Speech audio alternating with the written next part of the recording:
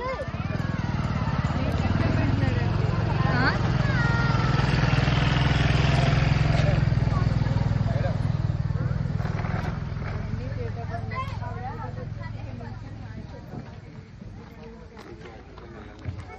అండి, పిల్లల్ని తీసుకొచ్చారు మీరే? అవును.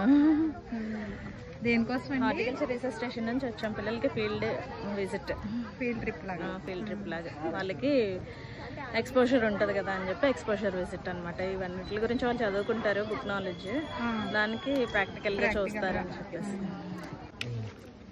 30 కేజీలు పేడ, ఆవు పేడ. రెండోదేమో దానికి సంబంధించింది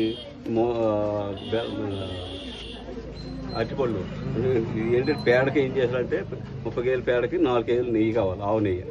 4 కేజీలు నెయ్యి కలిపి దాన్ని 3 రోజులు ఫెర్మెంటేషన్ చేయాలి. ఫెర్మెంటేషన్ అయిన తర్వాత దానికి 4th డే అయిన తర్వాత అరటిపళ్ళు ఇంచుమించు ఏం చేస్తామంటే చిన్న గెల్ల, అంటే 5-6 డజన్లు, ఆ గెల్ల తీసుకొచ్చి దాంట్లో మిక్సింగ్ చేయాలి. ఈ పేడ నెయ్యి దాంట్లో ఈ అరటిపళ్ళు కూడా జ్యూస్ కింద తయారు చేసేయాలి, ఫెర్మెంటేషన్ చేయాలి.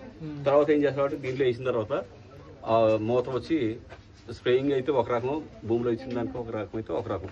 భూమిలో ఇచ్చిన దానికైతే 30 లీటర్లు యూరిన్ పోయాలి.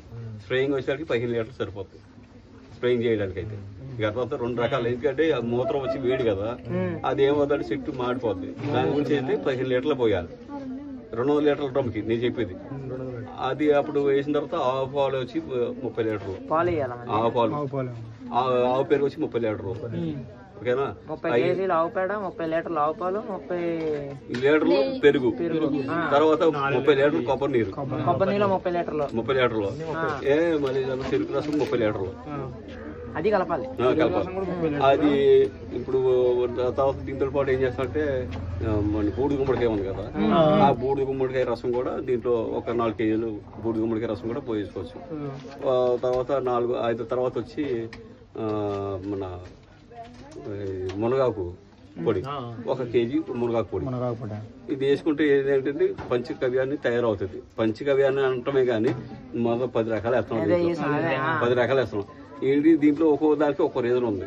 ఆవు పాలకి అయితే ఒక రకం, పొలటి మజ్జిగి పెరుగు తయారైన తర్వాత ఒక రకం తీపి. ఇది చెరుకు రసం వచ్చి దానికి గ్రోతింగ్ బాగా వస్తుంది, తీపి రసం వచ్చి. బట్ మీరు ఎప్పుడైనా సరే చెరుకు రసం తాగండి, తర్వాత వేరే జ్యూస్ సపోటా జ్యూస్ పెట్టండి, 2 తాగుతారు. ముందు దేనికి ఇస్తారు? చెరుకు రసానికి ఇస్తారు. తీపి ఎక్కువ ఉంటుంది కాబట్టి మనకి నోటికి ఎలా వెళ్తుందో సేమ్ అంతే, మొక్క కూడా అంతే. దానికి చెరుకు రసం వల్ల ఏమంటే మొక్క బాగా పెరుగుతుంది.